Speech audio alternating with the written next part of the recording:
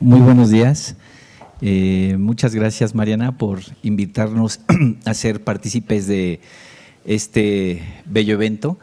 Mi nombre es Marcos Sandoval, soy coordinador del posgrado en Artes y Diseño y agradezco a Mariana que nos haya invitado a ser parte de la inauguración del segundo simposio en Arte y Salud Mental, de tal manera que les damos la cordial bienvenida. Es un evento que se va a llevar a cabo el 21, 22 y 23 de octubre. Es un evento que correlaciona a varias dependencias porque se llevará a cabo el primer día, que es la unidad de transparencia. Mañana van a estar en la FES Aragón y el jueves estarán en la unidad de posgrado. Mariana, muchas gracias. Ella cabe decir que es académica del posgrado en Artes y Diseño, a quien le damos las gracias por la organización de este evento. También damos las gracias a la colaboración que hace la doctora Lola Horner por la iniciativa, a la pertinencia de estos proyectos. Y bueno, agradecemos a la unidad de transparencia el que nos aloje en este bello espacio, en específico al doctor José Melgen Moctezuma, y a las gestiones que hizo la licenciada Yasmín Cárdenas para que este evento pueda llevarse a cabo. De igual manera, agradecemos el apoyo que se ha recibido de la directora de la Facultad de Estudios Superiores Aragón, la maestra Araceli Romo, y al director de la Facultad de Artes y Diseño, Mauricio Juárez Servín. Cabe destacar que durante estos días se reflexionará la relación que tiene el arte, la creatividad, la salud mental, la inclusión y el bienestar. Un poco para hablar de los contenidos del simposio es que hoy se tienen programadas dos mesas, una enunciada como la intimidad compartida, crear para atravesar la herida, la segunda, crear en colectivo, arte participativo, mediación artística e inclusión social. Y además se contará con la presencia de una conferencia magistral de la doctora Jimena González. Mañana en la FES Aragón va a haber un par de conversatorios, uno denominado Promover el bienestar desde la trinchera del arte, uno segundo denominado Retos de la inclusión, y finalmente se ofrecerá un taller denominado Herramientas de arteterapia para la vida diaria. Posteriormente, el jueves habrá un programa híbrido. Por la mañana hay un encuentro virtual sobre arteterapia y los ámbitos de aplicación.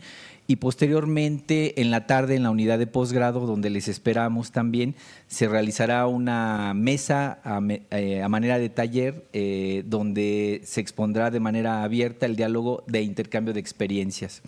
A nombre del posgrado en Artes y Diseño, de la Facultad de Artes y Diseño, agradecemos su interés, su presencia y también la colaboración generosa que hacen los ponentes en este proyecto.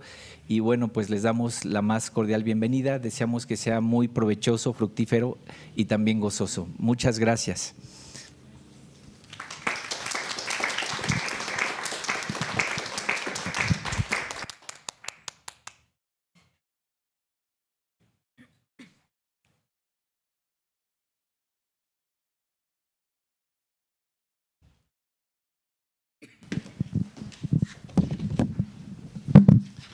Bueno, muy buenos días a todas y a todos.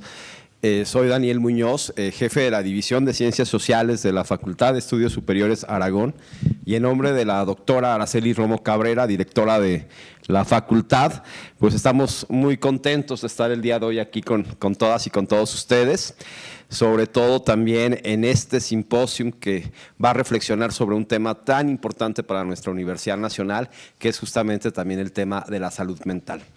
Desde las áreas de las ciencias sociales, sabemos que en estos tiempos existen crisis humanitarias, ambientales, geopolíticas, económicas, entre otras, las cuales nos empujan hacia otras vidas cada vez más precarizadas, fragmentadas, donde los vínculos comunitarios se erosionan y el bienestar parece convertirse en un lujo inalcanzable. Frente a este panorama, la pregunta que nos convoca el día de hoy es radical. ¿Qué papel juega el arte, la creación, la imaginación en la reconstrucción de nuestro tejido social y en la búsqueda de una salud integral? Durante estos 3 días exploraremos las intersecciones entre la creación artística, la salud mental, desde múltiples perspectivas.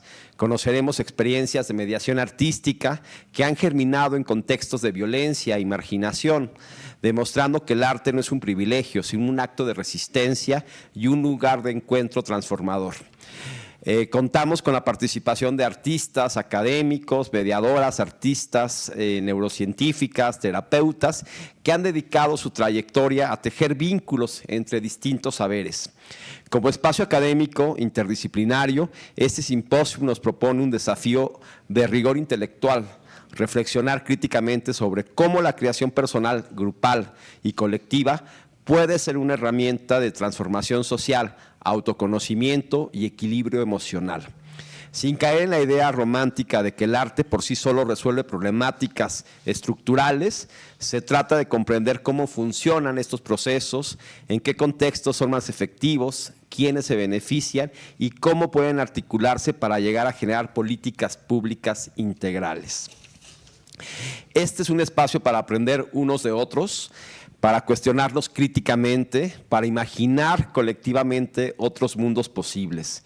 Es un espacio que reconoce que la salud mental no es responsabilidad individual, sino es un tejido complejo que incluye lo político, lo comunitario, lo sensible, lo creativo, y desde las ciencias sociales comprendemos que la salud es fundamental, es un derecho y es un asunto de justicia social. Los invitamos entonces a participar con apertura, curiosidad, al corazón y todo el corazón disponible, a entrelazar sus propios saberes con la de otros, a recordar cómo diremos durante estos días que la vida puede ser vivida de manera más plena cuando cultivamos juntos vínculos afectivos, el goce estético y la expresión artística como formas de resistencia y esperanza. Que este segundo simposium de arte y salud mental sea un encuentro que nos permita reimaginar de manera conjunta las intersecciones entre la creación y el bienestar, que sea semilla de nuevos diálogos, nuevas alianzas interdisciplinarias, nuevos caminos hacia una salud mental integral. Muchísimas gracias y los esperamos mañana por allá por la Facultad de Estudios Superiores de Aragón. Gracias.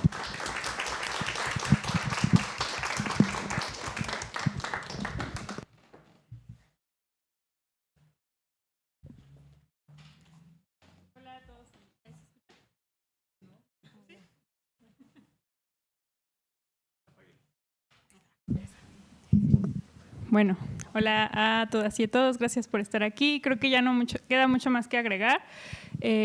Bueno, estoy muy contenta de que logramos hacer por segunda ocasión este simposio, que el año pasado ya manejaba estos 3 ejes que son creación, mediación artística y arteterapia, y ahora pues tenemos también el gusto de tener una conferencia magistral de neurociencia y también de pues ampliar hacia otras áreas de la universidad, que mañana vamos a estar en la FES Aragón. Entonces, bueno, pues ya no quiero quitar mucho más tiempo. Vamos a arrancar con esta mesa, intimidad compartida, crear para atravesar la herida, donde artistas de diferentes disciplinas nos van a compartir sus procesos creativos y tendremos el lujo como de entrar en las entrañas de ese proceso que a veces no conocemos porque ya solo vemos como la obra final. Entonces creo que va a ser como muy bonita experiencia y pues muchas gracias por estar aquí.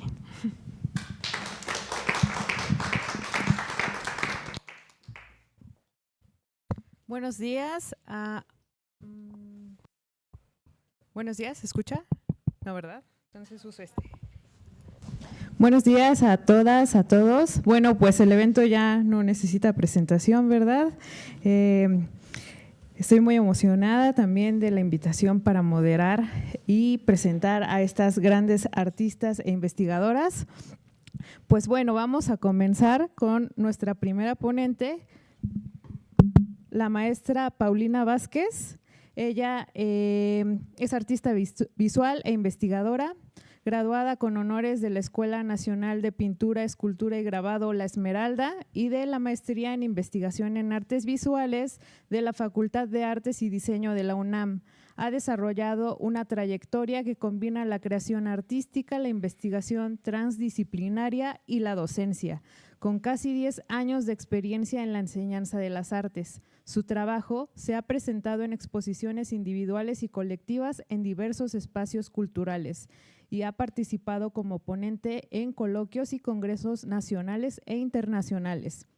Entre ellos, destaca el Congreso Internacional Permanente de Arte, Diseño y Ciencias de la UNAM, donde presentó la ponencia Bitácora de Saberes, integrando perspectivas científicas y artísticas, centrada en la relación entre arte, ciencia y paisaje afectivo. Su práctica artística se distingue por el cruce entre medios como la instalación, la cerámica, el textil, la litografía, las acciones rituales y el cine expuesto, generando obras que expanden los límites de las disciplinas y articulan narrativas íntimas con reflexiones de carácter social y colectivo. Desde el 2020 se desempeña también como asesora editorial y crítica de cine en Fotogenia Podcast, donde ha cultivado un pensamiento crítico que dialoga con el ámbito audiovisual y cultural. Su escritura se ha publicado en medios especializados como La Rabia Cine, Filmin Latino, Lumínicas, Girls at Films, Filme Magazine y Pulsar, consolidando una voz que vincula teoría, sensibilidad, estética y análisis cultural. El eje central de su investigación artística es la identidad, entendida como un territorio en constante transformación. Su trabajo se articula en 3 líneas principales: el cuerpo como la herramienta de investigación, la autobiografía como fuente de conocimiento y la transdisciplinariedad como metodología de exploración. A través de la metáfora de la geología, Vázquez establece paralelismos entre los procesos naturales y los procesos emocionales y afectivos, trazando analogías poéticas que convierten la materia en vehículo de memoria y experiencia.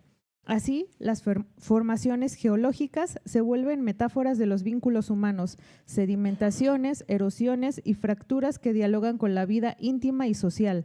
En su práctica, la palabra, la instalación, el textil, la cerámica y los medios audiovisuales se entrelazan para evocar la relación entre lo material y lo emocional. Sus piezas construyen paisajes simbólicos que permiten explorar la complejidad de las relaciones humanas, la memoria heredada y los procesos internos que configuran lo identitario.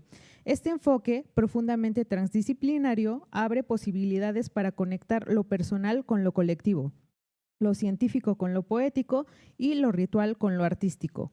Vázquez concibe la creación como un acto ritual en el que lo poético y lo visceral convergen. Sus obras invitan a la introspección, al reconocimiento de la vulnerabilidad y a la construcción de puentes intersubjetivos que permiten compartir lo íntimo en clave universal.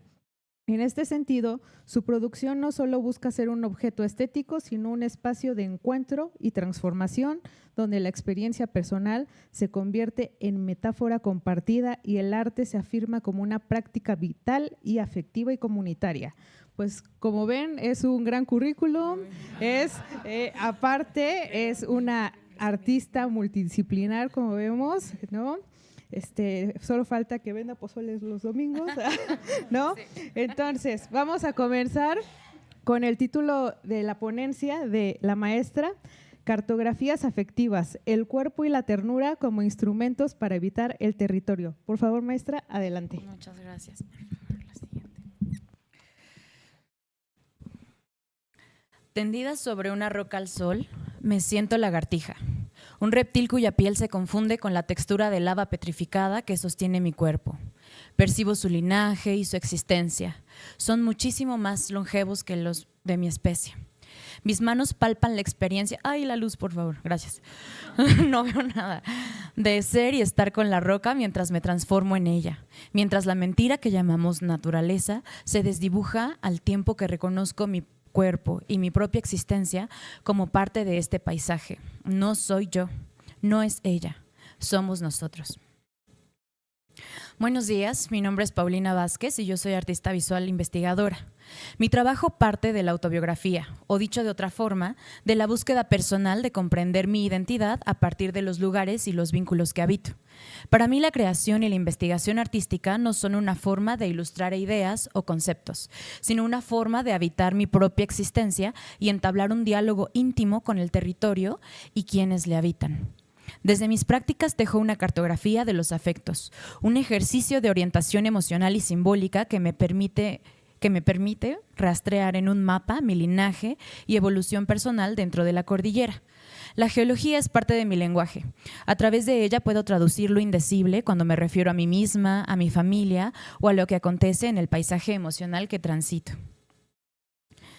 Mi cuerpo es el vehículo y la herramienta que me permite investigar a través de la experiencia. La piel es mi instrumento para observar sin los ojos. Como señala Juhani Payasma, ver con la piel y con el tacto generan una experiencia distinta. Es a través de la existencia corporal y el pensamiento sensorial que podemos reanudar un diálogo genuino con el mundo. Experimentar así el territorio nos brinda un tipo específico de información. El lenguaje trasciende las palabras y el conocimiento se encarna. Pero no me malinterpreten, no se trata de ir tocando todo lo que vamos viendo al recorrer una montaña. Hay momentos de suma importancia donde basta con quedarse a existir en el lugar de estudio y donde el tacto nos pide una pausa. Considero que en cualquier ámbito íntimo e investigativo es necesario desarrollar una sensibilidad que nos permita distinguir el momento y el permiso de aquello que podría ser acariciado, sea este un ser vivo o inerte. Sentir e investigar con el cuerpo no significa necesariamente usar las manos. Es permanecer en un estado receptivo en el que percibimos nuestro propio cuerpo y el de los otros en el presente. Se trata de procesar esa experiencia para que al sentirla, después de un proceso de reflexividad, logremos otorgarle significado. Dentro de estas experiencias doy cabida a la ternura. Esta no es un gesto pasivo, es una herramienta epistemológica y política para reconstruir los lazos entre lo personal y lo colectivo, entre el cuerpo y el territorio que habito y una manera particular de acercarme a mis propios procesos y temas de estudio. La ternura en los actos, en el enojo, en el miedo, en los conflictos del cotidiano, en los silencios, en la curiosidad, lo cambia todo. En cada pieza y proceso me dedico a realizar lo que yo denomino como actos de ternura, una serie de acontecimientos que se convirtieron en una atención radical hacia el otro y hacia mí misma. Se transformaron así en un modo de mirar sin dominar y de sostener sin poseer. Desde mi trabajo, reflexiono sobre la posibilidad de identificar espacios, tanto físicos como emocionales, para trazar mapas poéticos que traduzcan la experiencia emocional en lenguaje material. Lo que Santiago Vera denomina como un proyecto antropológico existencial. Esto habla de cómo los territorios de lo artístico son espacios íntimos y subjetivos capaces de transformar realidades sociales y culturales.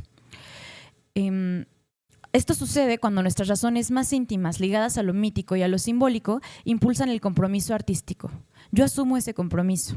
Mapear afectos es también arriesgarme, cuestionarme y abrir mis propios procesos de manera horizontal con mis colegas y con el público.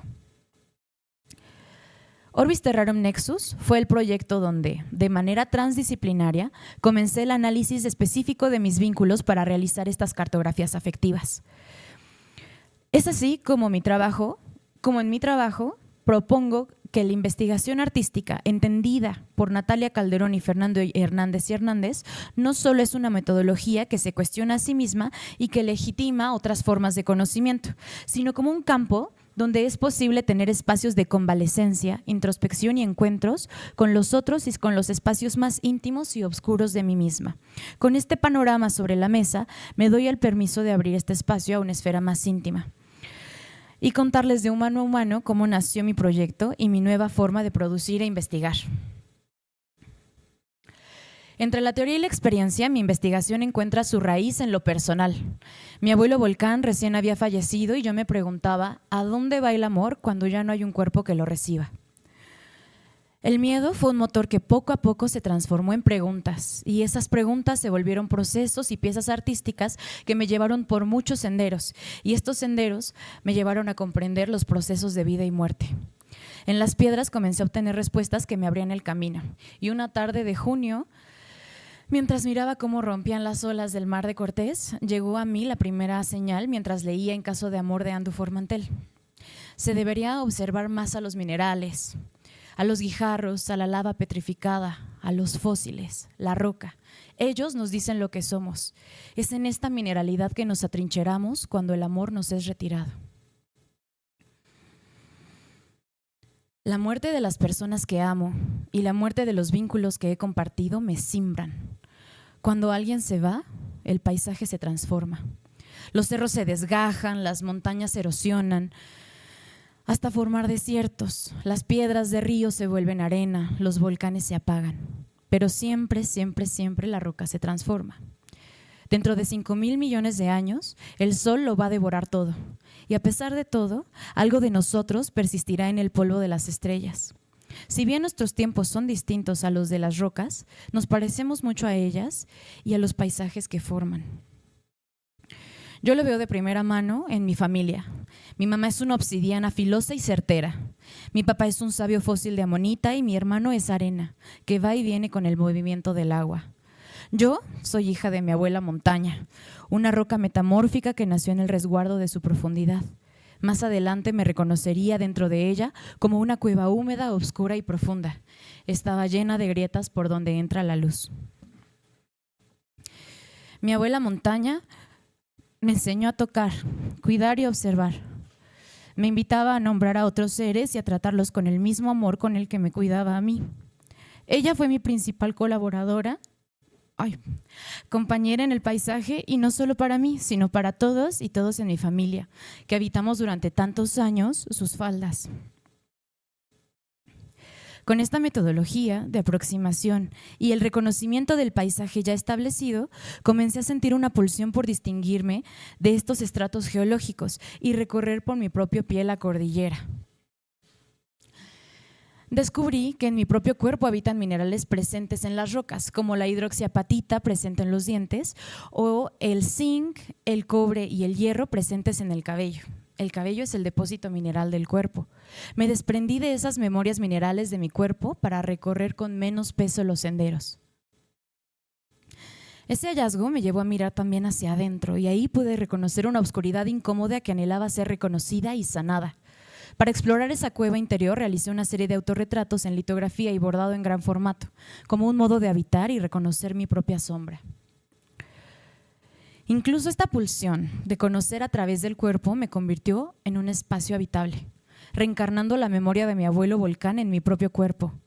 Todo el tiempo en esta investigación realicé un ejercicio que me permitía ser atravesada por el paisaje, por las emociones, por los otros, para entender que la experiencia de poner el cuerpo y esta forma de empatía es conocimiento. Descubrir y ejecutar desde esta noción de investigación artística es un proceso en constante devenir que se va desdoblando con el hacer y con el tiempo.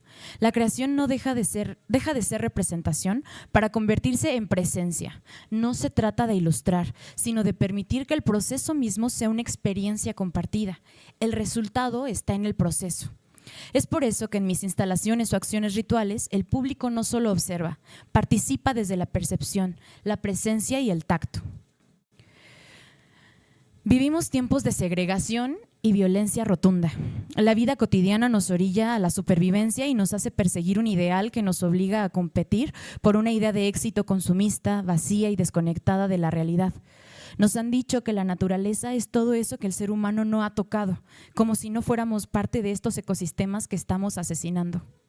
Nos han vendido que el bienestar individual es lo único que importa, cuando nuestra vida misma depende de los otros que cultivan el campo, de los otros que cuidan, de los otros humanos y no humanos que también caminan, comen y respiran de este mismo mundo. No se trata solo de ti o de mí, se trata de un nosotros compartido. Claro que importamos como individuos, claro que el autocuidado es necesario, yo también lo practico, pero incluso el cuidado personal puede volverse un acto colectivo. En este contexto, la creación e investigación artística pueden ser un espacio de resistencia y cuidado mutuo. Compartir y crear estos procesos nos obligan a detenernos a observar y a procesar y mirar lo que hay en conjunto y dentro de uno mismo. En mis prácticas, especialmente en las que denomino cine de oscuridad, la creación se comparte desde la vulnerabilidad y la imagen se encarna en el cuerpo. Yo cuido de esos espacios donde nos entregamos a la oscuridad y cerramos los ojos. La ternura entonces se convierte también en una herramienta crítica, una forma de resistir a la indiferencia y a la despersonalización que reducen al público a un simple espectador o comprador. El público puede involucrarse en el proceso artístico. No es solo un agente económico, sino también un receptor y generador de conocimiento. Cada vez que tomo una madeja de lana para tejer o me embarro las manos de pasta cerámica, pienso en los miles de kilómetros que los materiales han recorrido para llegar a mis manos. Llevan consigo memorias geológicas y biológicas. Cuando estas materias y sus historias se integran en mis piezas, estas memorias se entrelazan con la mía.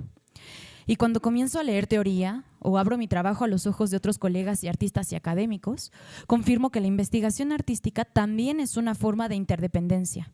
Nada se crea solo, todo nutre, todo está tejido en relación. Habitar el territorio, mi cuerpo, la memoria, los vínculos y el paisaje implica reconocer los estratos que lo conforman. Implica aceptar que quizá aún hay cosas que no se han nombrado, pero que pueden sentirse. La ternura en este sentido también es una brújula. Nos orienta hacia formas más empáticas de estar, de crear, de acompañar. La investigación artística me enseña que el conocimiento no siempre proviene de la distancia, sino de la cercanía. Que sentipensar con el cuerpo también es una forma legítima de saber. Hoy día, y después de meterme por muchas cuevas y caminar respirando el aire de las montañas y tenderme muchas veces sobre la lava petrificada, me reconozco como parte de este paisaje que habitamos.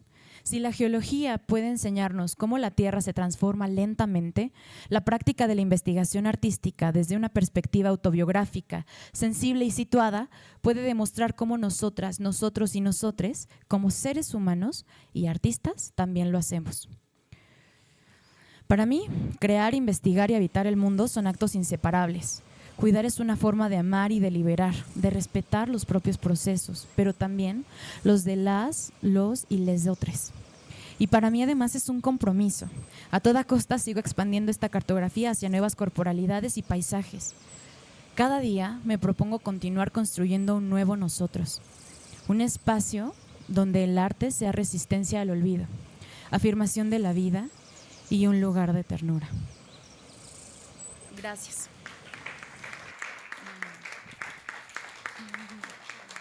Muchas gracias.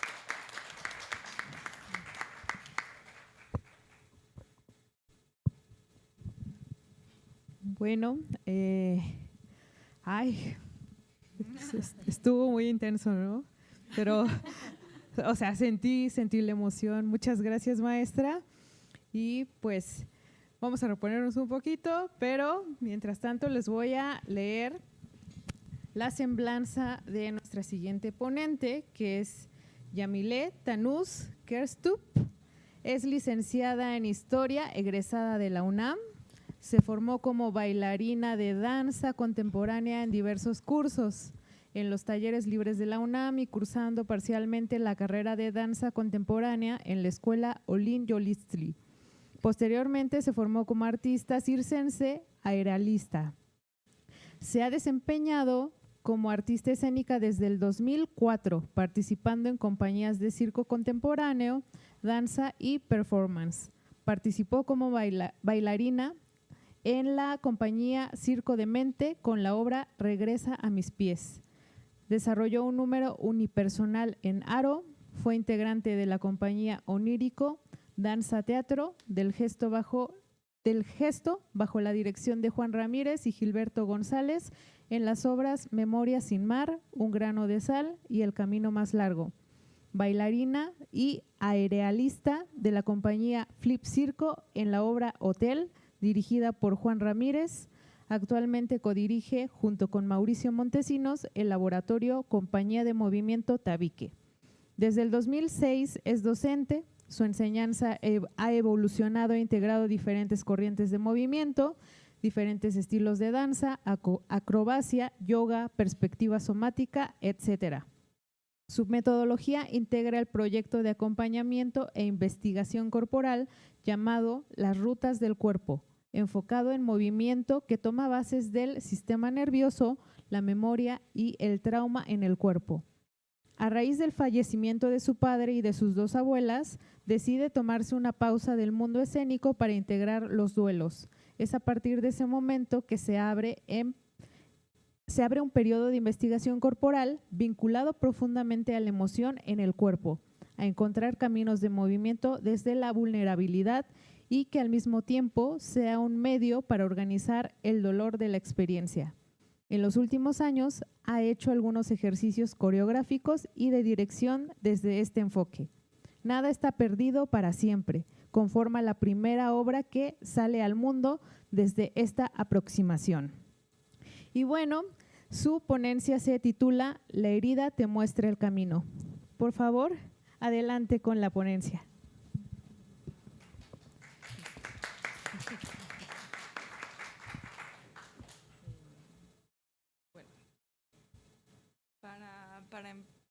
¿Sí se oye? ¿Sí? Ok. Para empezar a contarles sobre este proceso creativo de la obra Nada está perdido para siempre, me voy a remontar justamente a los orígenes, como a la semilla original. Y la siguiente. Entonces, el silencio de los anfitriones fue la primer semilla que se generó. El proceso creativo del cual nació la obra Nada está perdido para siempre, que logramos desde la compañía y laboratorio de movimiento Tabique durante 4 años de ires y venires. Para ello es crucial hablar de la historia del proyecto, que tiene todo que ver con nuestras historias. Este laboratorio sembró su primera semilla a mediados del 2021. Con una exploración ritualizada que respondió a la necesidad de integrar y encuerpar duelos difíciles por los que pasábamos. Ese primer performance se llamó El silencio de los anfitriones. Lo hicimos 2 veces, primero a puertas cerradas, a manera de ritual íntimo, luego con una pequeña audiencia de 2 personas que atestiguaban.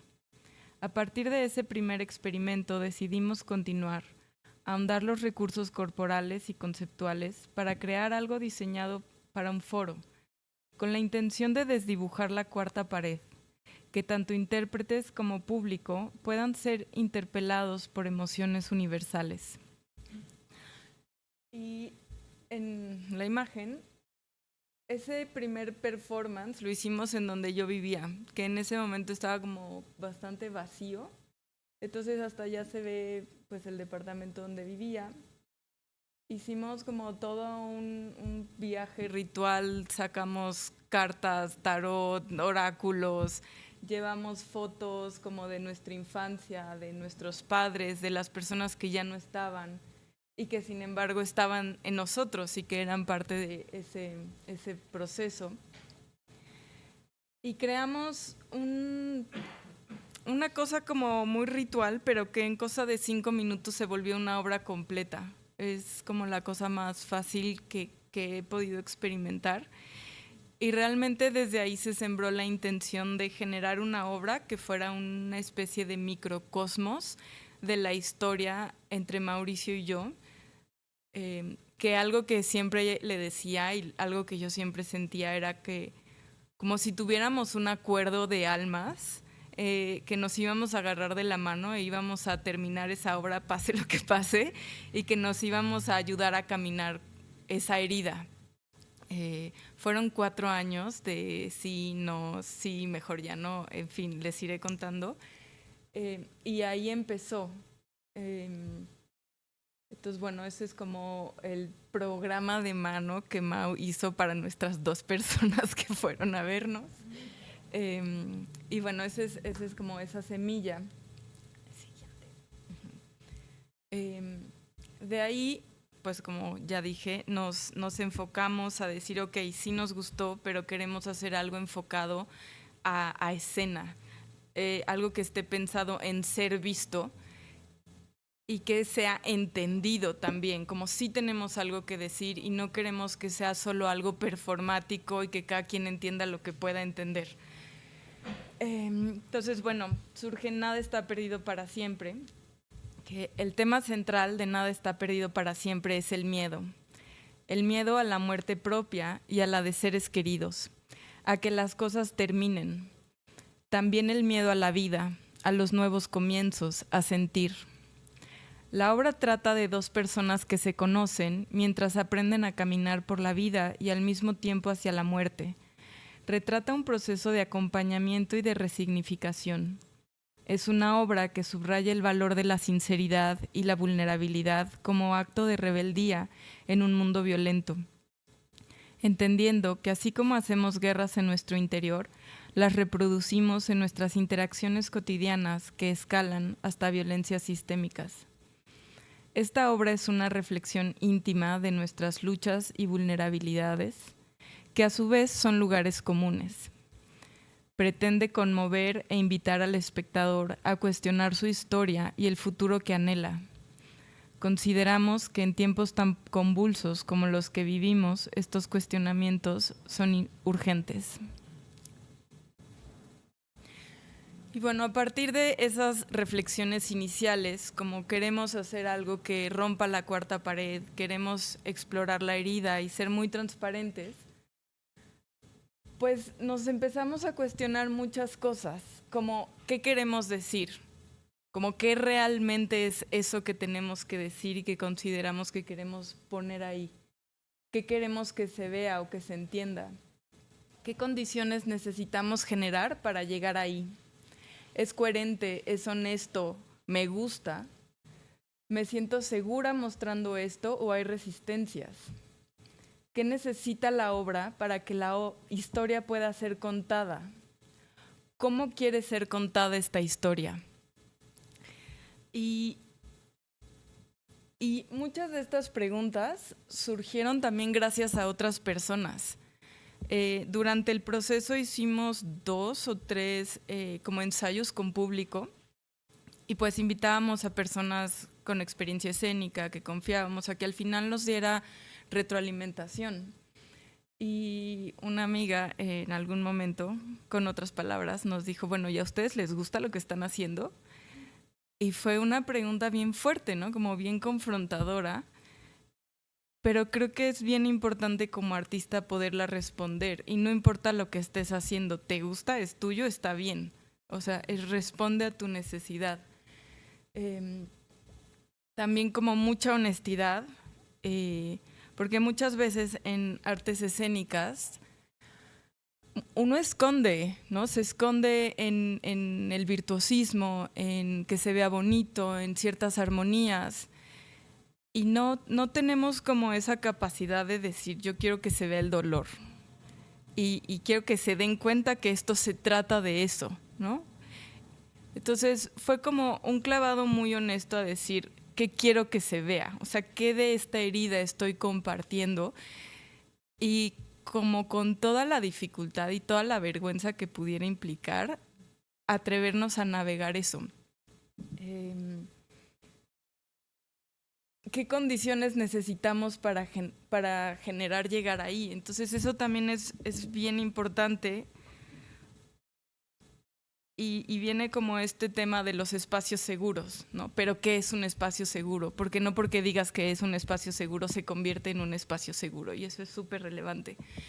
Entonces el tiempo fue crucial, o sea, tuvimos 4 años en donde había momentos que parábamos y nos dejábamos por meses. Y los 2 últimos años los mantuvimos, pero el tiempo, la larga duración fue crucial para poder integrar las cosas que se nos abrían, que se nos movían y poder tener la paciencia y la contención, pues sí, de poder hacerlo. También va después, pero los ensayos los diseñamos especialmente para crear eso.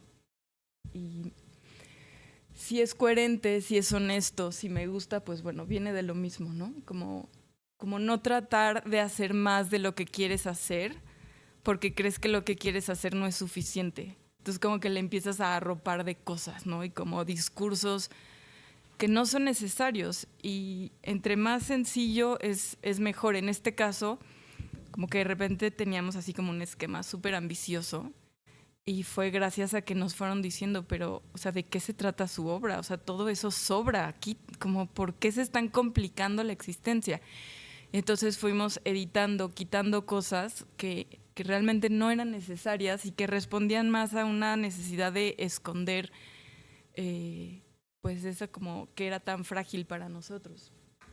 Y bueno, eso, me siento segura, hay resistencias, ¿qué necesita la obra? Y bueno, entonces justo diseñamos como un sistema de ensayos en donde primero llegábamos y era un ¿cómo estamos? Y entonces si esa semana había sido terrible, nos desahogábamos, sí, lo que fuera que había en nosotros, nos dábamos un espacio para hablar, para ponerlo en la mesa, para compartir. Después, Mau siempre traía el Tao, este librito muy maravilloso, y entonces lo abríamos al azar y recibíamos como ese mensaje, ¿no? Y reflexionábamos un poco sobre eso. Después hacíamos una meditación y aquí para cada quien era una cosa diferente porque Mau es más del mundo, o sea, más tierra, y entonces él necesitaba meditar más como para aligerarse y entrar como en el juego. Y yo soy todo lo contrario, o sea, yo medito de más y ya me quedo así como flotando y no puedo hacer nada. Entonces, como que fue como, ok, tú vas a hacer 2 meditaciones, pero yo voy a hacer una, y mientras tú haces la otra, yo voy a hacer cosas que me encuerpen, que me arraiguen y que pueda conectar con una energía más de estar aquí y crear. Uno de los planteamientos cruciales para entrar al estado corporal y emocional que desde el principio nos empezamos a cuestionar fue el estado del postcansancio. No sé si ese término existe, pero nosotros así le decíamos. Y realmente es ese estado que quienes han como entrenado conocemos, que llega un punto en que ya solo estás como ahí presente, o sea, como que ya no te da para jijiji, jajaja, o sea, solo estás así como con todo tu ser ahí. Y fue como, ¿qué pasa en ese estado de forma creativa? En donde ya no hay como energía del fingimiento, energía de me quiero ver bien, energía de sonrisitas innecesarias, ¿no? Como este jajaja social. Entonces los ensayos estaban diseñados para agotarnos. Entonces, Tao, meditación, y luego venía así como una intensidad de entrenamiento, o sea, para conectar ahí corporalmente. Entonces, realmente fue como ir anclando las sensaciones al cuerpo. O sea, no se trata de metafóricamente no vamos a fingir, no, nos vamos a meter a un estado en el que sea imposible hacer eso. Y de ahí hacíamos ejercicios que nos catapultaran emocionalmente hacia donde necesitábamos ir. Entonces, la obra, que al ratito van a ver un teaser, tiene mucho como una estructura en donde vamos creando escenas pequeñas que cada una nos va como tocando fibras bien sensibles. Entonces cada una nos va como triggereando de alguna manera, de forma controlada, hacia ciertos estados emocionales que como ya venimos en este postcansancio, como que ya no puedes editar y filtrar y como decorar la emoción, o sea, empieza a ser como muy honesto, muy visceral y muy desde el cuerpo. Ok, entonces la grieta por donde nos fuimos, a mí me gusta mucho pensar en como las grietas como lugares por donde te puedes ir y te dejas derretir y vas a investigar, entonces es como un concepto que uso. Y lo que hicimos fue escarbar exhaustivamente y con radical honestidad de nuestra historia. Nos cuestionamos cómo nos vinculamos, qué busco aquí, qué necesito, cuál es mi expectativa, qué sacrifico, en quién me convierto, qué obtengo, hasta dónde puedo llegar y en qué lugar sucede. Entonces nos empezamos a hacer ese tipo de preguntas. Y entonces, para abordar esta exploración, tomamos 3 vínculos significativos de nuestra historia y de nuestra vida cotidiana y nos cuestionamos cómo se siente cada vínculo, en qué tiempo de imágenes nos evocan. Entonces llevábamos libros de ilustraciones, de dibujos, textos y decir, me siento así. este vínculo, esta historia me hace sentir así, con estos colores, con estas texturas, de manera que también, o sea, pudiéramos entendernos. Porque algo que es muy maravilloso es que Mau y yo somos completamente diferentes, o sea, así personas polares.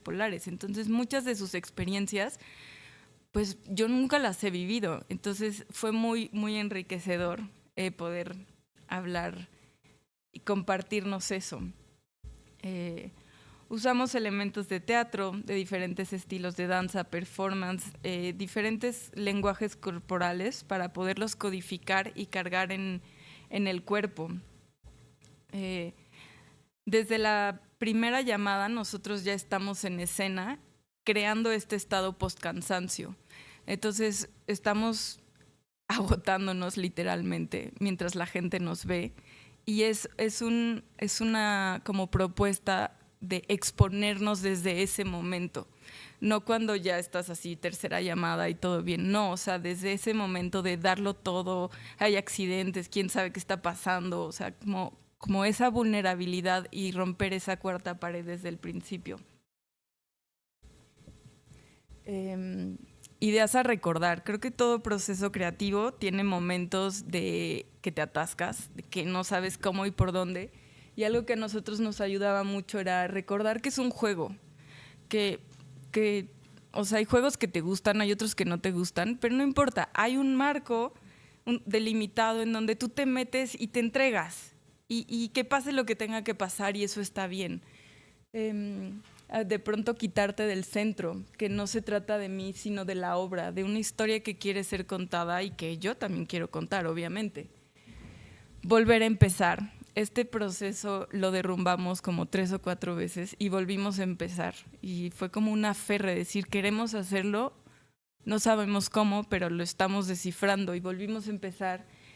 Y en momentos críticos pedimos ayuda y pedimos asesorías de personas que nos ayudaron muchísimo y que nos dieron otras herramientas y nos sacaron de sentir que solo nosotros sosteníamos el proceso, ¿no? Como que alguien más sostuvo el espacio por un momento, nos dio herramientas y ¡pum!, destapó cosas. Bueno, una de las cosas cruciales era ser muy literales, decir realmente lo que queríamos decir, y para ello usamos como hacer un guión como muy pensado como de literatura o de cine, como presentar a los personajes, cuál es la historia de los personajes y luego cuál es el conflicto. Y entonces, para que como público fuera muy legible, decir, ah, claro, tiene toda esta historia, claro que se atora en esto en la vida o en no sé qué, y fuera como más legible como público y acercarlos. Entonces hubo muchos momentos que también usamos anclajes de palabra, o sea, había frases, había textos que te decían qué estaba pasando, qué era lo que estabas viendo. Y de ahí pues nada es de adorno, todo surgió de una investigación profunda, emocional, anclada al movimiento. Dificultades que nos pasaron, pues el proceso creativo como actor de como bailarina es radicalmente diferente, o sea, abismal. Entonces hubo que encontrar puntos medios, pedir ayuda, hablar, compartir un montón de cosas. De pronto como por cuidar y por mucho respeto no dices cosas, como que tratas así como no quiero decir esto, no quiero incomodar y eso hace mucho daño. Hay que decir las cosas y cuando crees que tienes algo que decir, siempre dilo, con cariño, pero dilo. Evitar tratar para gustar, como quiero crear algo para que se vea bien, para que alguien me aplauda. Es como, no, eso no haces, te desconecta completamente de lo que sí tienes que decir. Creo que en procesos terapéuticos en general surgen muchísimas emociones, es inevitable, pero a mí en particular hubo cosas que me daban mucha vergüenza y empecé a tocar una herida de no quiero que vean esto de mí porque ni yo misma puedo con eso. Y fue como irlo hablando, irlo navegando hasta poderlo integrar, pero realmente reconocerlo, o sea, no hacer como que no está pasando, no, sí está pasando, sí me estoy retorciendo cada que pasamos esta escena y es lo que es, y sigo queriéndola hacer, pero lo estoy sintiendo. Y bueno, no esconderte en el virtus virtuosismo o en la vanidad, pues lo mismo, ¿no? Como salir y creo que ya. Bueno, ya como conclusión, que todo proceso creativo implica en paralelo un proceso de deconstrucción interno y externo. Pues mientras estás creando algo, algo se está descreando en ti y algo nuevo está surgiendo y puede ser bien incómodo, pero no quiere decir que vayas por mal camino, ¿no? Es parte de dejar que muera lo que tenga que morir. Hay escenas que no van, hay escenas que sí van, todo está bien. Aumentar la tolerancia a lo incómodo y a la incertidumbre, y cuando se tocan fibras sensibles, darle tiempo para externarlo y para que se pueda acomodar. Y creo que ya. Ya. Gracias.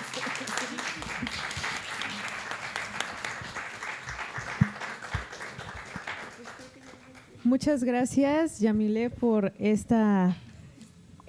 compartir tu metodología desde lo sensible, desde el cuerpo, para reconocer pues emociones, para reconocer a quien está en esta experiencia, ¿no?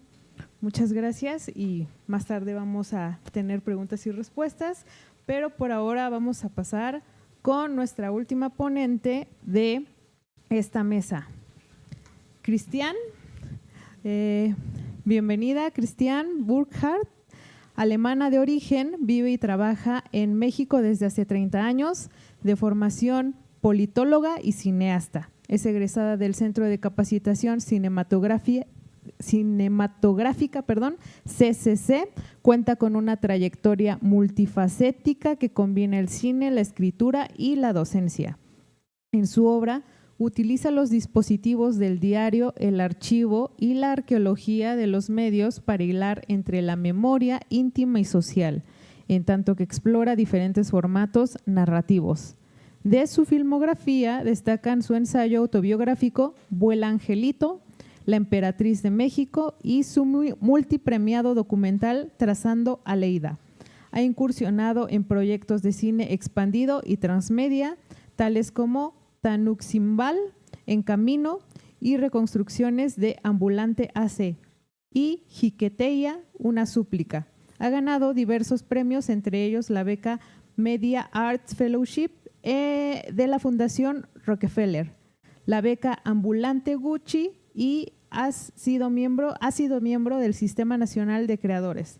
Desde hace 20 años y en paralelo a su trayectoria artística, es docente y colaboradora en múltiples espacios nacionales y latinoamericanos de formación audiovisual, con enfoque de género, comunitario y de pedagogías experimentales. Pues bien, su ponencia se titula Filmar como ritual, constelaciones para sanar. Muchas gracias y, por favor, adelante. Bien, muchas gracias por la presentación y gracias a las colegas ponentes, qué interesante. Y bueno, terminar ahora como con un ejemplo desde lo fílmico, ¿no? No he preparado una ponencia escrita, voy a estar como un poquito más platicando y también enseñando un fragmento o si da tiempo dos. Me hace pensar también, me gusta como tejer ahí un poco, que en lo plástico, lo performático y lo escénico hay la posibilidad de pues exponer los procesos de una manera muy literal. En el cine, o sea, muchas veces, aún en el cine documental, que es lo que yo hago, los procesos quedan un poco implícitos en la obra, ¿no? Y la obra muchas veces también así nos la plantean o así aprendemos a hacer cine, es que la investigación queda como relegada, implícita, y la obra ya es la punta del iceberg, ¿no? Entonces eso a veces es un poco difícil, y entonces en mi cine, y poco a poco, porque pues ha sido también un proceso largo de ir explorando a partir de lo autobiográfico, pero también, o sea, en mi filmografía hay varios como diferentes tipos de trabajos también. La investigación, y ven, digo, me acabo de dar cuenta, la investigación es un poco eso, me hago como llevo los libros, las hojas, ¿no? Y en mis películas trato también de que eso de alguna manera esté presente también, ¿no? Entonces, he ido aprendiendo, porque pues también reflexiono sobre mi propia obra, también siendo docente, que las películas se vuelven un poco constelaciones de fragmentos, ¿no? Entonces voy a hablar también de eso, o sea, de un poco de las temáticas que trato, pero también las implicaciones para el lenguaje que eso ha provocado, ¿no? Entonces son más pelis de como tipo ensayo, con fragmentos que rompen la linealidad. Y eso me parece importante también como aportación a la reflexión, porque creo que cuando hablamos o partimos de la herida, de la vulnerabilidad, de la grieta, pues también se rompe la continuidad, ¿no? Y esta idea también mucho del cine, de la linealidad, de la continuidad y de la congruencia como expectativas sociales también, y que eventualmente también se tienen que romper, y la interrupción, como dice Cristina Rivera Garza también, la interrupción se hace ética y estéticamente relevante, ¿no? Entonces, bueno, un poco partiendo de eso me gustaría como trazar quizás la segunda plantilla. Desde mi primer trabajo, Vuela Angelito, del 2001, hasta el más reciente del año pasado, Jiqueteya. En el Inter hay muchas otras, bueno, no muchas, porque luego es difícil levantar los proyectos cada tanto, pero sí hay varios trabajos. Aquí sí hay una línea o un hilo sutil, pero ambos proyectos tienen que ver con la orfandad, por un lado, en Vuela Angelito, y ahorita les voy a presentar unos fragmentos, que es mi debut, es la primera vez que hago cine, un documental que me lleva de regreso a mi país, Alemania, con mi hermana, ¿no? Con mi familia, para romper esto que se había establecido como un tabú, como un silencio, de que de la muerte no se habla. Fue tan traumático, mis padres fallecieron en un accidente de avión, y entonces, bueno, pues toda la familia se paralizó, y 20 años después, no es cierto, 20, déjeme pensar, no, yo llevaba viviendo en México 10 años en el 2001. Entonces es la primera vez que regreso con un proyecto fílmico para pues hacer una remembranza de mis padres fallecidos. Y de ahí como que se fueron trazando varios proyectos. Jiqueteya, una súplica, ya es un trabajo con elementos autobiográficos, pero donde trato también esa propia historia, como socializarlo de otra manera, ¿no? Y es una reflexión más sobre lo que ha implicado también la orfandad como una especie de exilio originario, que es un primer exilio, se puede decir, y se vuelve también en un relato de despojo y de desarraigo, donde también trato un poco mi propia condición como ya migrante, obviamente yo lo escogí, ¿no? Pero también hilándolo como con otros relatos sobre la migración, el despojo y la defensa del territorio incluso, ¿no? Entonces, pues yo creo que pasaríamos ahora sí a pasar al fragmento de Vuela Angelito. Es más que un tráiler, dura 4 minutos, son como fragmentos de la película y luego seguimos platicando.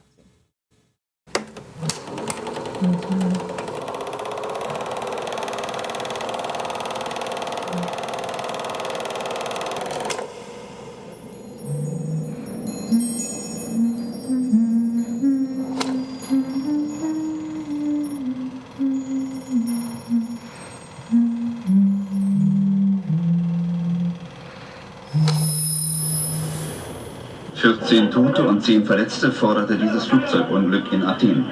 Eine DC-8 der Swiss Air war gestern Abend über die Piste hinausgeschossen und ausgebrannt. Die Toten, unter ihnen 5 Deutsche, waren bis zur Unkenntlichkeit verkohlt. Man denkt ja nie daran, dass einem das wirklich passieren könnte. Und als es dann passierte, war das so unfassbar, dass wir überhaupt nicht wussten, wie wir damit umgehen sollten oder wie wir darüber sprechen sollten. Und deswegen war es einfacher, dieses Kapitel irgendwie auszusparen. Juli 1969. Christiane misst 85 Zentimeter. Meine erste Kindheitserinnerung rührt aus dieser Zeit.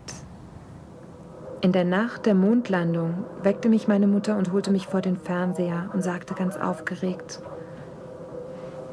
Erinnere dich an diesen Moment. Hoffentlich wirst du dich immer an diesen Moment erinnern. Später ist dieser Ausspruch von ihr dann fast zu einer Art Mandat geworden.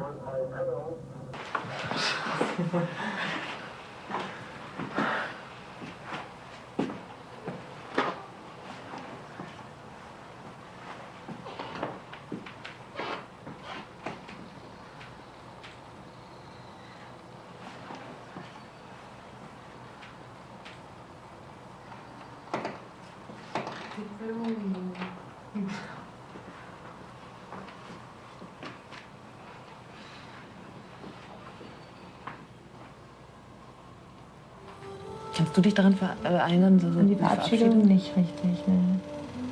Ist der Film das für dich?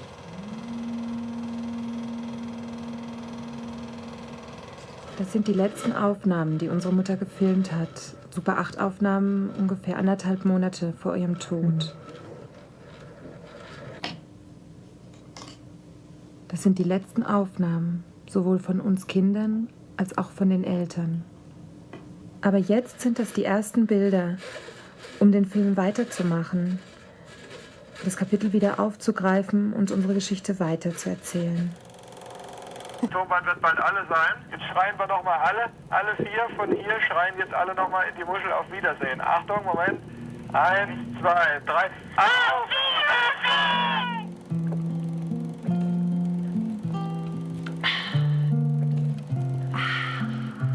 Prost. Rösterchen. Auf uns. Aufs Weiterleben.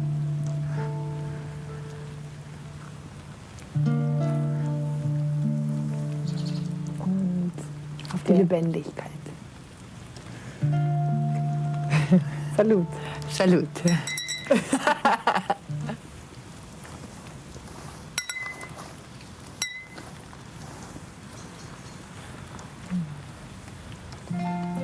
Und eins.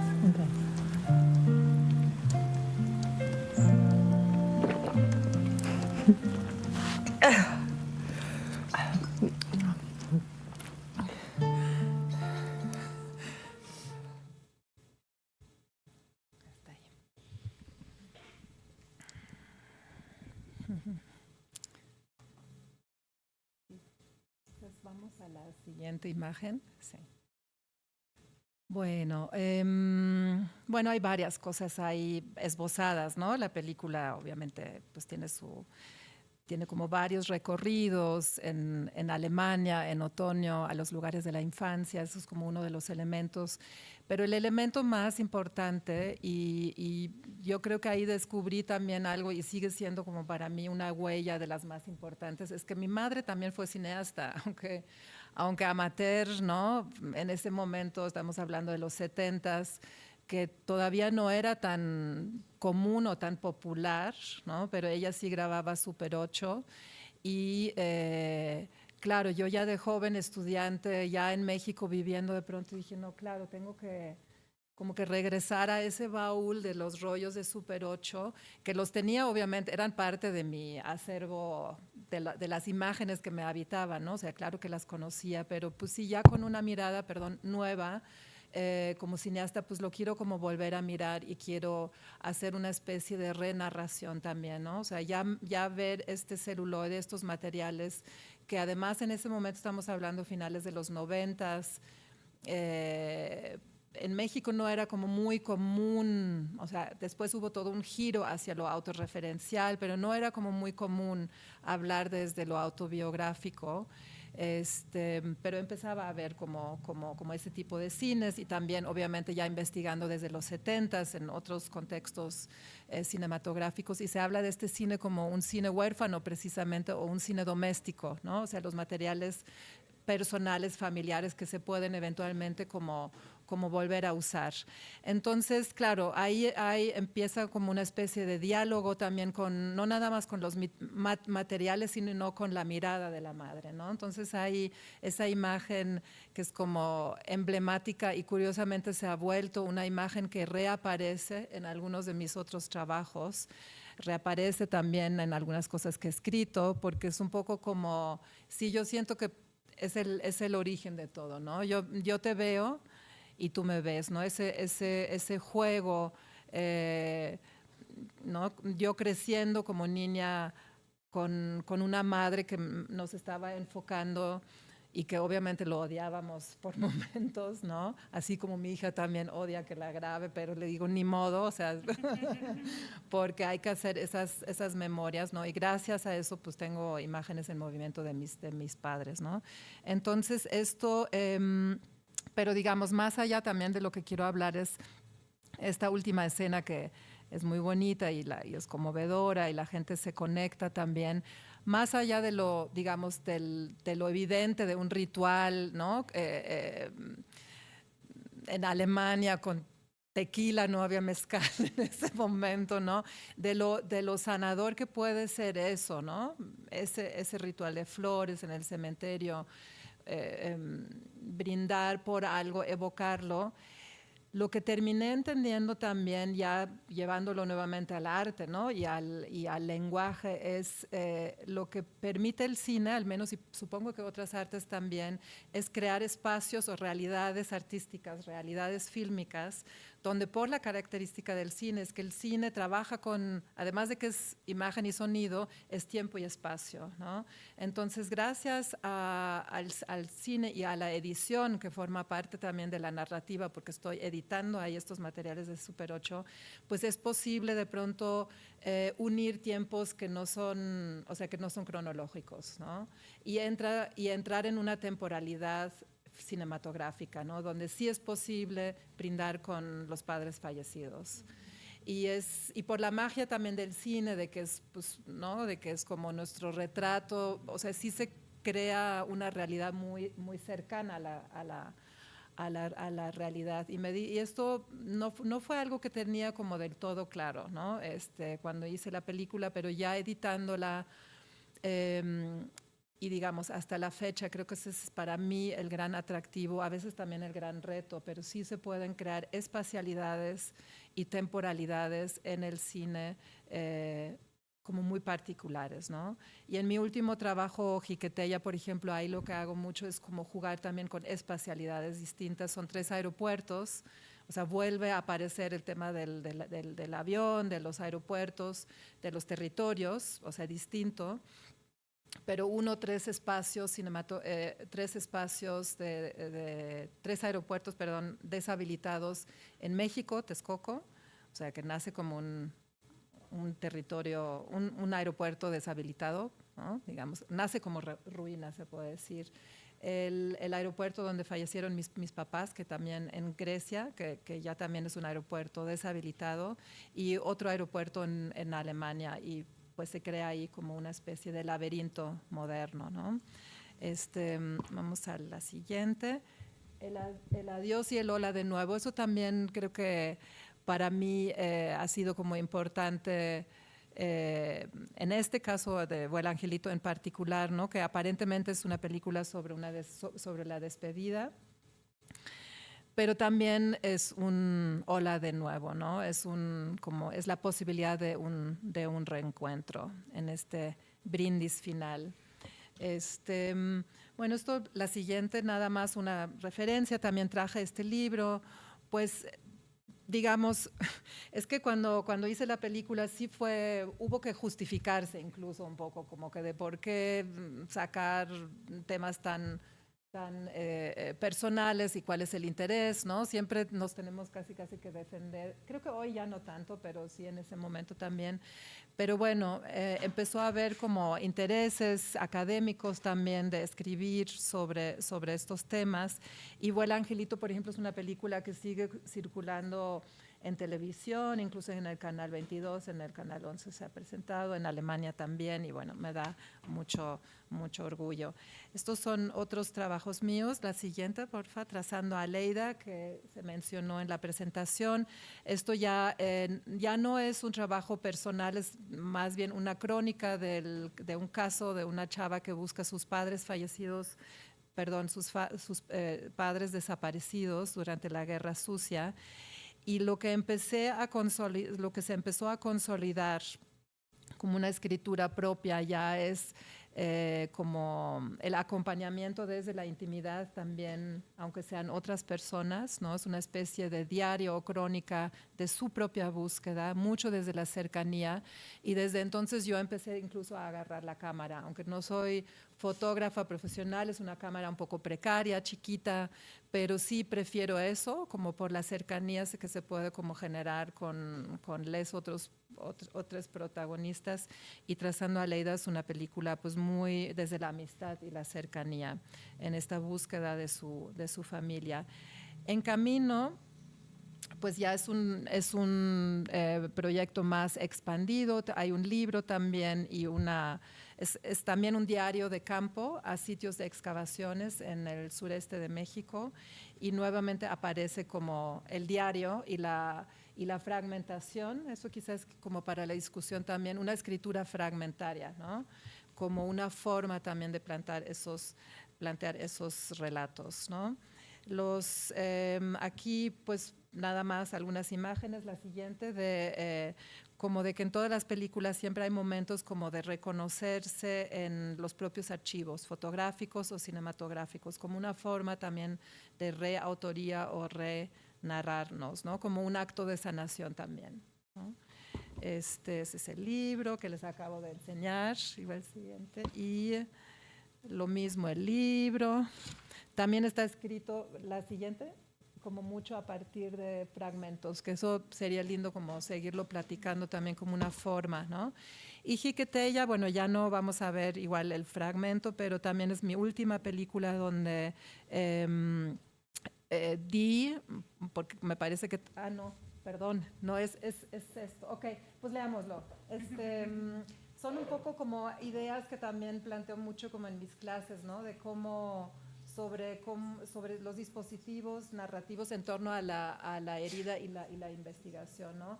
Cómo la memoria, los recuerdos también siempre son incompletos, son fragmentos, cómo es importante rehistoriar, ¿no? El fragmento, el vestigio, el diario, la bitácora.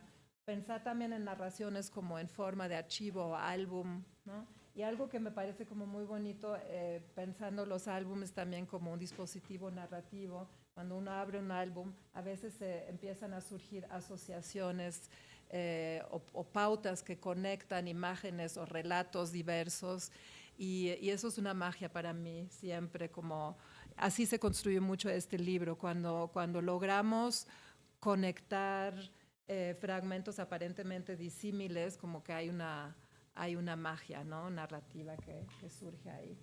El camino, la deriva, el laberinto, que eso sí ya es como más del trabajo de Jiqueteya, que es mi último trabajo, donde el laberinto también es la búsqueda de una salida, incluso del relato mismo, porque luego, ¿cómo salir, no? A veces pasa eso también, cómo encontrar justo como un final.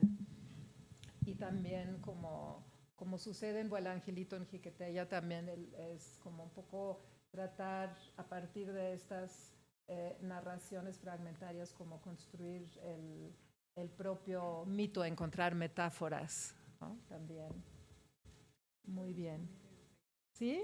Son 3 minutos. Sí. Bueno, ok, pues veamos entonces lo último y ya. Bueno, no es cierto, es 2 minutos y medio, que es el trabajo más reciente.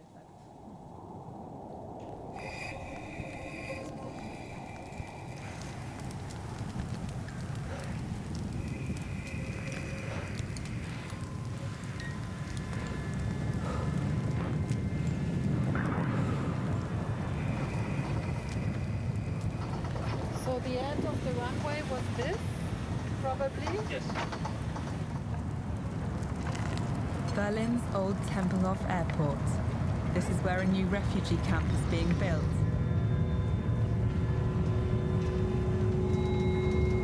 Juntos estamos resistiendo a que no nos quiten estos espacios que ancestralmente es herencia de nuestros abuelos.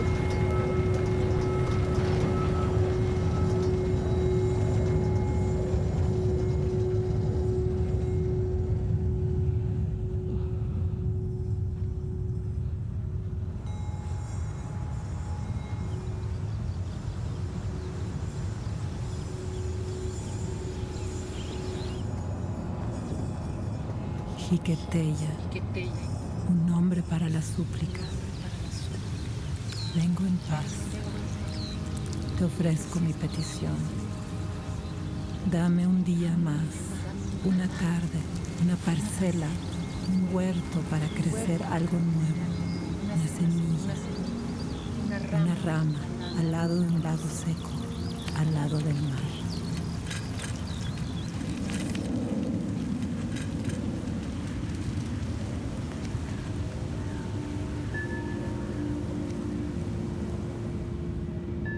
La tierra es nuestra madre. No tenemos otro lugar, no tenemos otra identidad más que la tierra. Y que la tenemos que amar y la tenemos que defender.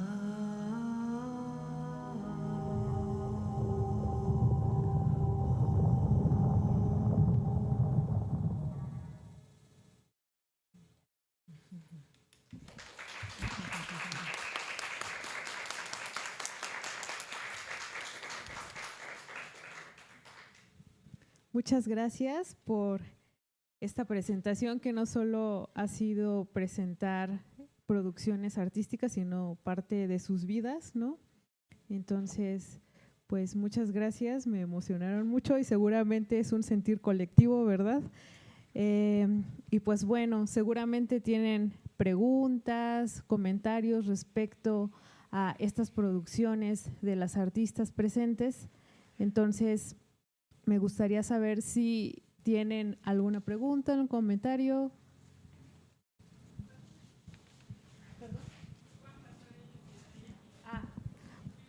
Ok, sí, por petición del público vamos a pasar el video de Yamile, por favor, para que vayan pensando en las preguntas, ¿vale?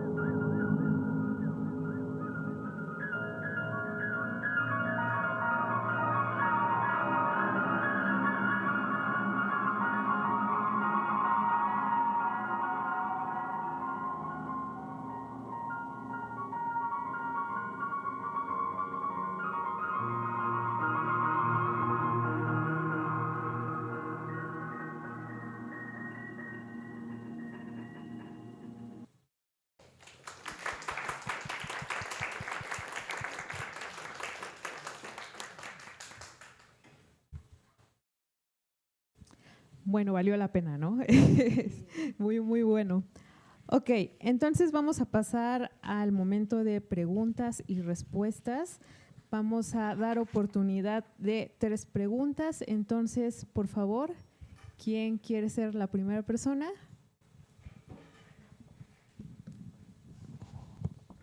Hola, buenos días. Muchas felicidades a las 3 por el trabajo que presentan. Y bueno, a mí me gustaría hacer un comentario, ya que yo lo que observo en lo que presentaron las 3 es que están muy presentes las artes escénicas. En el caso de Paulina Vázquez, lo performativo, cuando habla de que la experiencia de sensorial y emocional a través de su trabajo pasa por el cuerpo. En el caso de Yamile, pues es muy evidente todo esto que ella hablaba de la danza y el teatro, y en el video que acabamos de ver. Y en el caso de Cristian, también es muy notorio cómo se ve en su último tráiler la presencia de estas mujeres que están realizando danzas en estos lugares abiertos. Pero bueno, mi comentario va sobre la importancia de la ritualización.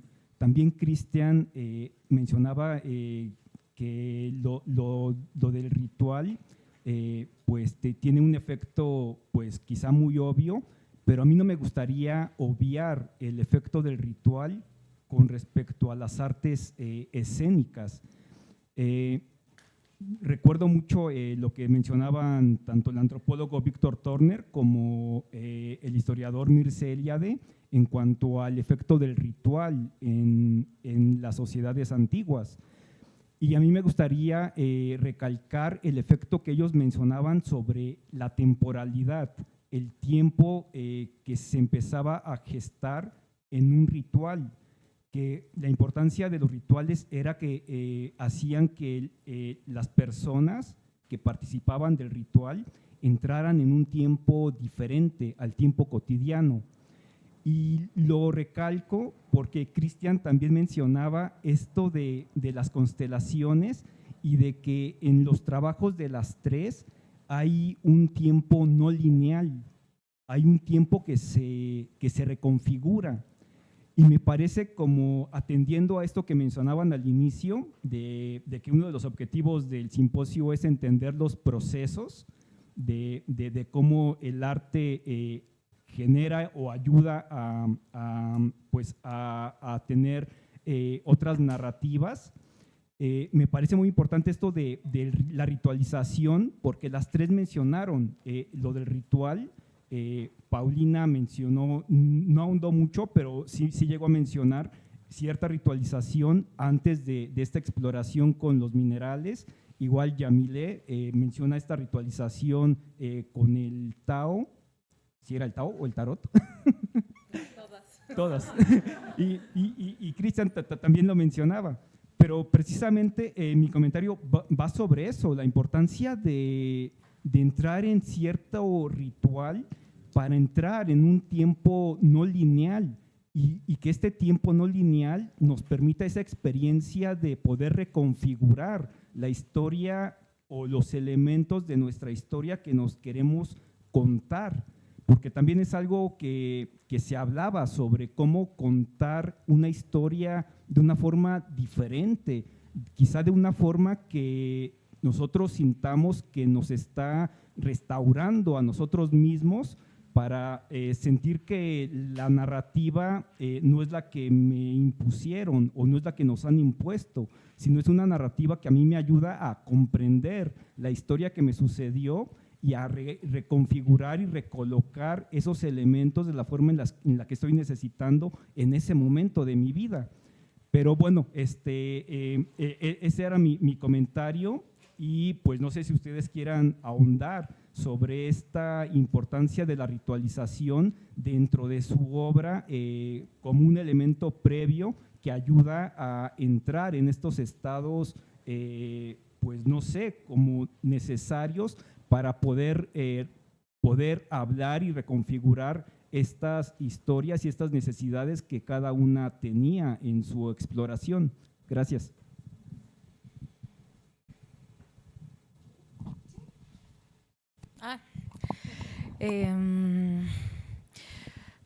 Pues creo que los rituales los hacemos todos. Hay cosas que hacemos de manera automática, pero hay otras en las que nos tomamos una pausa. Y además de Michelle Eliade, pensaba también mucho en lo que escribe de pronto Byung-Chul Han sobre eso. Porque los rituales son una pausa de lo cotidiano, es algo que se le da valor y peso. Y creo que un ritual no necesariamente tiene que ser como que prendas velas y hagas algo específico, sino eso, para mí es un momento de conectar con el presente y estar muy receptivo a lo que significa. También pienso que es darle un peso simbólico a las cosas que estás haciendo y entender que los rituales también son procesos de transición. Los rituales se hacen como cuando uno se casa, es porque va a pasar de un estado a otro, o cuando bautizan a alguien, por decir cosas cotidianas, pero en mi caso, en mi trabajo, los rituales son parte de… ¿Vieron la fotografía donde estaba yo vestida de mi abuelo? Y en esa acción fue a veces sin querer. Y pasó cuando mi abuelita todavía vivía y ella me vistió como lo vestía a él, y yo caminé como caminaba él y arrastraba el pie como lo arrastraba él. Y ese momento de conectar con quién era él a partir de hacer sus movimientos también fue importante. Entonces creo que el cuerpo tiene que estar presente cuando hay un ritual, porque el cuerpo es el que siente, es lo que te conecta con algo más. Y dejas de ser tú para estar en el presente. Como que el ego nos protege de muchas cosas y existe, y no es que sea malo, pero te puedes desprender un momento de ti para saber cómo es ser algo más o estar con alguien más. Entonces creo que, en mi caso creo que puede ser un poco por ahí. Y pensaba ya por último en cómo mi abuelita falleció hace poco, y es que esta intención o necesidad de sentir qué pasaba es como poner el cuerpo. O una obra que no he subido, pero me gustaría compartir, es que yo me acosté en el mismo lugar donde ella falleció, en su casa, y me puse a ver el cielo, o bueno, el techo, y me quedé ahí mirando qué es lo que pasaba, qué era lo último porque no entiendes. O sea, hay una parte que tú puede que emocionalmente lo comprendas muy bien o que racionalmente lo entiendas, pero hasta que pones el cuerpo ahí, hay algo que en mi caso puedo entender, y no puedo transmitirlo con lenguaje. Es algo que solo pasa. Es un espacio, como diría Marisol, una compañera que ahora es doctora, bueno, que está en su doctorado, dice: hay espacios tan íntimos que ni el lenguaje puede tocarlos. Y creo que se trata de eso. Para mí esos son los rituales.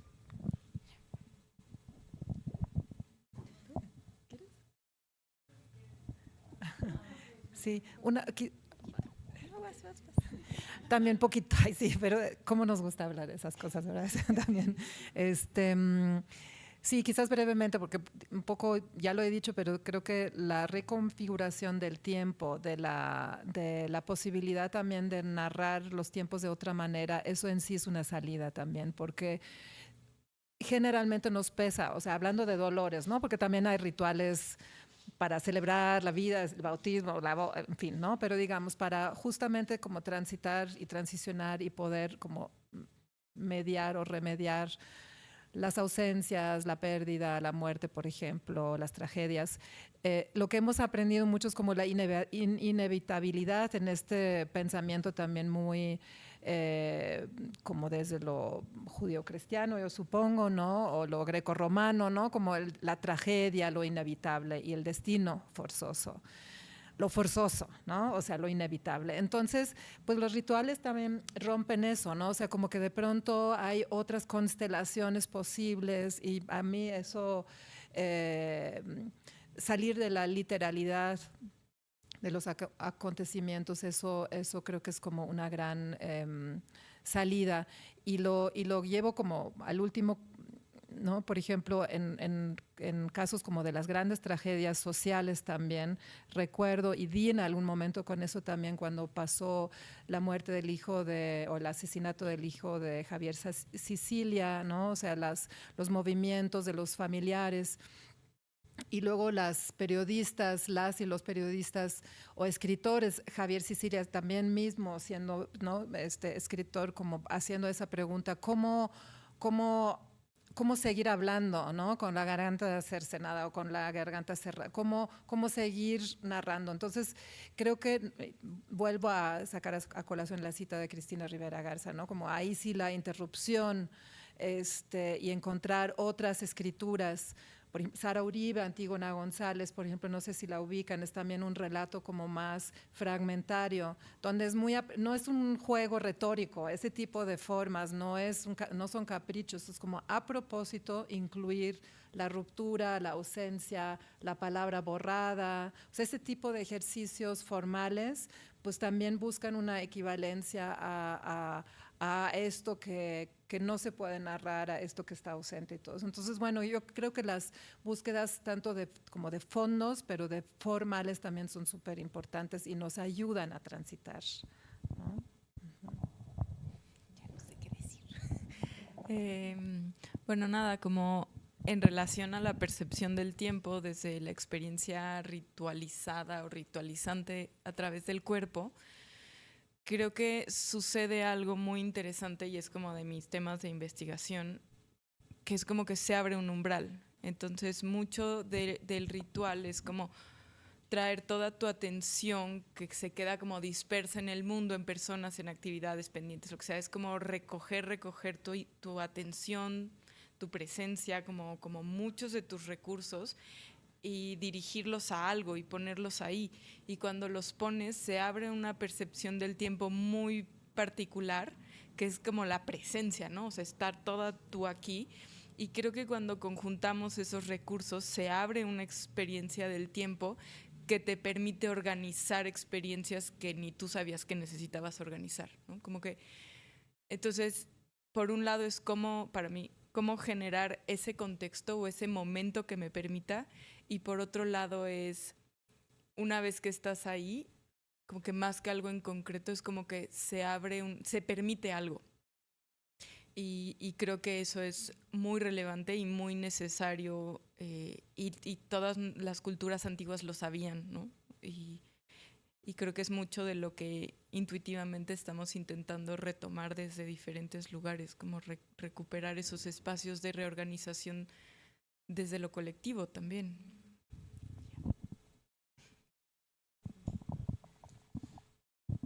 ¿Alguna otra pregunta o comentario?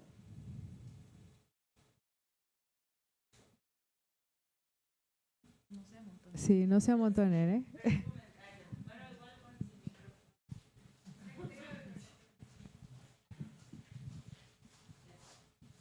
Es muy breve, les quiero dar las gracias mucho. Yo vengo a la mesa de mediación, hace tiempo que me dedico a la mediación y a la pedagogía en primeras infancias, y después de ver lo que hacen y escucharlas, me voy hoy terminando mi taller a hacer lo mío y a seguir hilando en eso que las tres se abrieron a compartirnos. Muchas, muchas gracias y mucha inspiración hacia este lado. Una intervención más. Sí, adelante.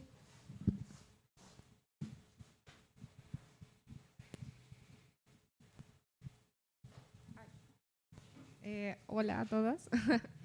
Igual muchas gracias por todo lo que nos compartieron. Creo que fue como igual muy lindo, muy inspirador. Comparto ese sentir. Yo quisiera preguntar, creo que en las tres algo que yo vi o más o menos también como que sentí es que tienen como tintes de autobiografía y de sus propias experiencias en sus obras, y eso me llamó mucho la atención. Creo que también un poco las tres hablan de crear y producir desde la herida y de hablar desde la herida, y mi pregunta es cómo hacen pues esa mediación justo entre lo personal y como sus heridas propias personales y su propia producción, o sea, saber hasta dónde. También como en distintos trabajos de repente hay sugerencias, ¿no? Como en Christine, que decías que de repente llega otra vez como lo de los aeropuertos, ¿no? En distintos momentos, eso me llama como muchísimo la atención, cómo sigue estando ahí una parte de autobiografía. Y bueno, esa sería como mi pregunta. Gracias.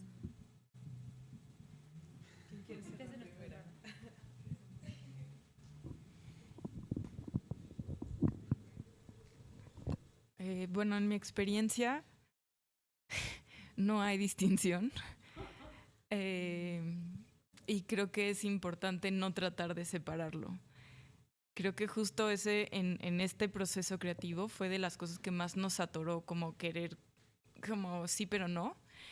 Y justamente mi ponencia se llama como se llama porque cuando estaba escribiendo como muchos textos de justificación y tal para la carpeta, como que en un momento escribí eso, como la herida nos mostró el camino. Y justo fue nuestros recursos como artistas, creativos, como todos los recursos que tenemos están al servicio de que eso pueda ser dicho y no dividido. Y justo como poder decir cuál es la forma más eficiente, más clara de que esta historia pueda ser contada. Entonces, como no diría que se divide, sino que se suman desde diferente perspectiva tu parte como profesional, digamos, pues de la herida y de lo que te está interpelando. Pero creo que para mí es eso. Sí, estoy de acuerdo. O sea, que es como raro dividirlo, ¿no? O sea, por ejemplo, estoy pensando también en otros trabajos míos que no son autobiográficos, pero que sí buscan siempre un lugar como de cierta intimidad y vulnerabilidad, que sería como otra categoría, ¿no? Propia y ajena, o sea, propia tras las bambalinas, tras la cámara también, porque pues eso genera también entonces en la otra persona que está frente a la cámara eso, ¿no? Y Trazando a Aleida, por ejemplo, sí, también es una película donde hay mucha intimidad, donde también está la herida ajena, ¿no? Y ¿por qué es importante hablar de eso? O sea, justo como para también, pues es que nos conecta a todos y todas, ¿no? También hablar de eso y encontrar salidas y hacer entonces los relatos de estas transiciones, ¿no? Sí, y en ese sentido, y ya lo dije en mi testimonio anterior, ¿no? En ese sentido también colectivamente como sociedad de nuestros dolores y traumas que estamos atravesando, pues es importante también tocar esos puntos, ¿no? No para quedarse ahí y hacer el harakiri eterno, pero sí justo como para trascender eso, ¿no? Uh-huh. Uy, ya se enredó. Ahí está, bueno. Yo ahorita estaba escuchándoles y pensaba hablar desde la herida. Y creo que yo afortunadamente, yo me apoyo mucho de terapia cognitivo-conductual en mi vida. Y creo que es importante, porque eso también me ha dado rumbo para saber a dónde seguir y no solo quedarme hablando desde la herida. O sea, la herida abre algo y abre una posibilidad para sanar, pero la herida no tiene que ser herida para siempre. Pueden sanar, sí se puede cambiar, sí hay momentos en los que uno puede trascender esas cosas. Creo que yo hablo desde mi experiencia personal y mi experiencia personal es política porque todos hemos vivido o alguna vez viviremos la muerte de alguien que amamos o hemos terminado un vínculo con alguien importante. Y creo que las cosas personales, no hay nadie que sepa mejor que tú tu vida o las cosas personales. Yo soy la única persona que tiene la agencia de contar lo que yo vivo. Y creo que es el tema en el que me siento como con más agencia de hablar. No me atrevería a hablar por los otros, pero al hablar de mí, las personas se reflejan. Igual que cuando vemos algo y nos conmovemos, eso que nos hace humanos nos conecta. Creo que por eso hablo un poco desde lo autobiográfico y también porque, o sea, si ya... sé que se pone esto muy personal, pero también creo que hay veces que viene de no saber de dónde vienes.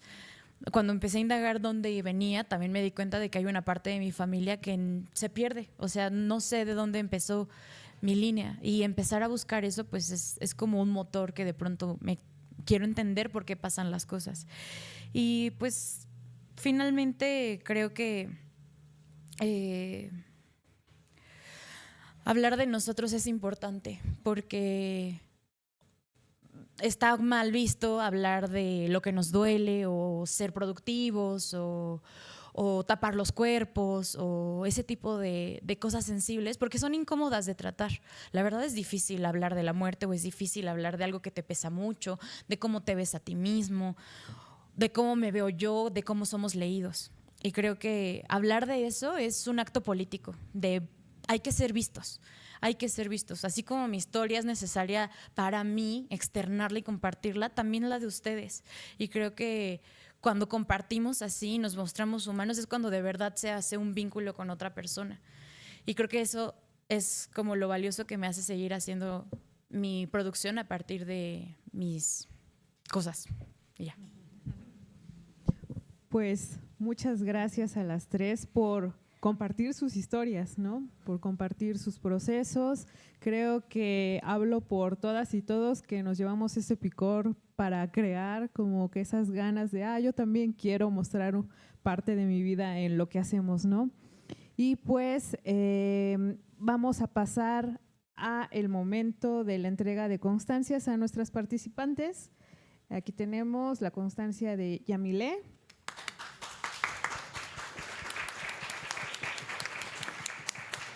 De Paulina.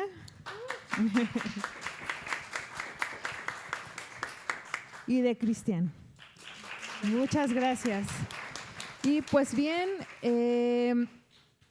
vamos a pasar a un momento de descanso. Hay bocadillos afuera, pero regresamos aquí a las 11:55. No se vale estar retardadas ni retardados, ¿eh? Por favor. Muchas gracias. Muchas gracias a ti. Gracias.